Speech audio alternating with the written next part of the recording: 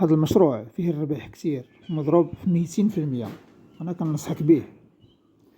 هذا المشروع اللي هو مشروع مخبزة صغيرة ما غاديش يطلب منك واحد راس المال كتير. اللي غادي تحتاج في المعدات هو عندك تاخذ واحد فران يكون صغير هيدا فايت مستعمل. الثمن ديالو ما يكونش غالي بزاف. الثمن ديالو يتراوح ما بين واحد 5000 درهم حتى 15000 درهم. الفران يكون غير صغير، يكون عنده ما بين 4 حتى 6 طاوات، غاز ولا ضوء ما تيهمش. المهم هي انك تبدا به في البدايه راه كافيك باش دير هذا المشروع ديال مخبزه صغيره. كذلك غادي تحتاج واحد الطاوات اللي غادي تطيب فيهم السلعه ديالك. تحتاج واحد 15 حتى 20 طاوه باش يكفوك في البدايه، ومن بعد ما تكثر ليك الخدمه راه ضروري غادي تزيد المعدات ديالك نتايا.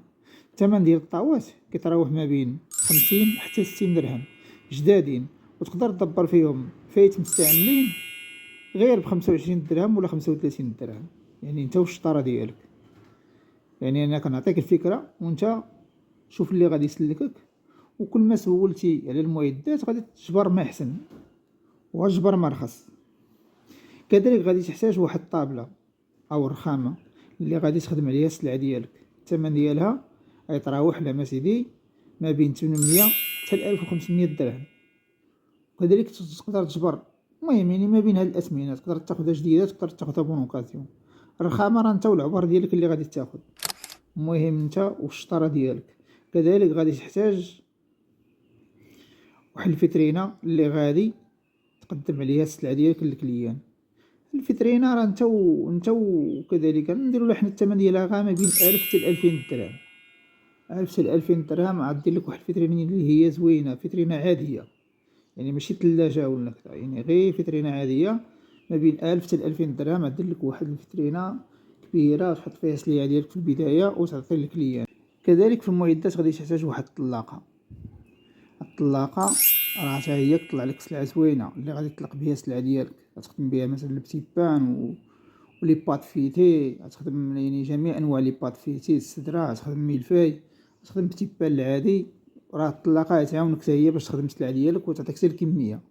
بغيتي تبدا فيها في الاول تبدا بها، ما بغيتيش حتى ديماري لك المشروع وتقدر تبدا بهاد الطلاقه هذه. المهم الثمن ديالها غيتراوح ما بين 7000 حتى 12000 درهم. هذه حاجه بون اوكازيون. اما جديده راه ما بين 15 حتى 30000 درهم. انت دائما حاول تقلب غير على السلعه تكون فايته مستعمله، مثلا ماتريال فايته مستعمله ولكن مازال نقيين.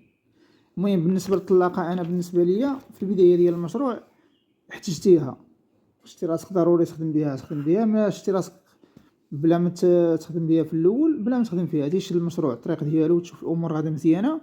ديك الساعه تقدر تخدم بهاد الطلاقه هذه، فهمت؟ ديك الساعه تشريها حتى ديماري المشروع. انا ننصحك انه ديماري المشروع. كذلك الا كان عندك مثلا شويه راس المال وعندك باش تجيبها جيبها، فهمت؟ وانا كنهضر لك على هذا المشروع ديال مخبزه صغيره.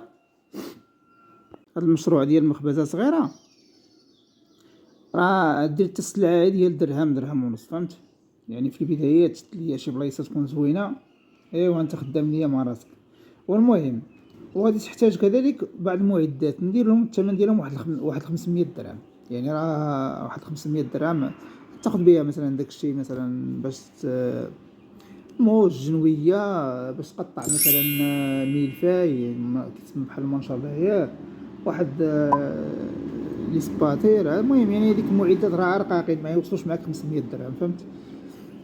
ايوا وانت مديمار ليا مع راسك. راه المشروع ديال مخبزه صغيره راه هو واحد المشروع وعاد ما كيحتاجش منك واحد الخدامه اللي هما بزاف ولا هادي. الا كنتي معلم من راسك انت راه تعرف المعدات. ما كنتيش معلم تجيب معلم ودير واحد يقابل الفيترينا غير معلم في الاول راه غادي يكفاك، فهمت؟ غادي تخدم ليا مثلا سلعه غير السلعه العاديه تخدم لها مثل تيبان، وتخدم لها سيدي لي بات فيتي بجميع انواع ديالو. وانت خدام ليا مع راسك السلعه دير لها ما بين 2 درهم ونص لدرهم، وخدام ليا مع راسك راه ما ياخذش منك واحد راس المال اللي هو كبير بزاف. راه بهذا الشيء هذا راك قادر ديماري هذا المشاريع هذا. ودبر ليا دائما كما كان اسيستي انا، دبر ليا على شي محل يكون في شي موقع مزيون وخدم ليا على راسك. اخوتي هادشي اللي كاين في الفيديو هذا، ونتمنى الفيديو يعجبكم ونتمنى تستافدوا. انا كما كنقول دائما انا كنعطيك الفكره والكمال عليك انت. يعني أنا كنعطيك النبذة على المشروع شنو تقدر دير فيه، وانت راه ملي تبغي ديماري المشروع راه زيد سول على راسك والله يجيب التيسير للجميع والله يسهل على كل واحد.